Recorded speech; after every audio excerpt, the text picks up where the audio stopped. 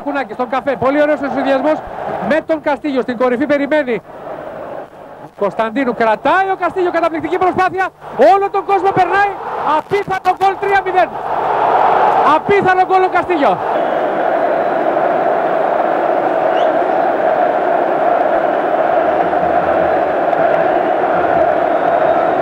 Με αυτές τις εικόνες θα σας αφήσουμε από τον Παγκρίτιο. Την απονομή από τον Βασίλη Καγκάτση. Θα πρέπει να απονείμουμε τα εύσημα και στην Ομοσπονδία και στον Νίκο τον Τζότζογλου, τον πρόεδρο της ΕΠΣ Ηρακλείου, ο οποίος συνέβαλε τα μέγιστα για αυτή την πολύ καλή διοργάνωση του τελικού. Αφού έχασα το περσινό ντάμπλ στο Βέλγιο, αισθάνομαι πάρα πολύ ωραία.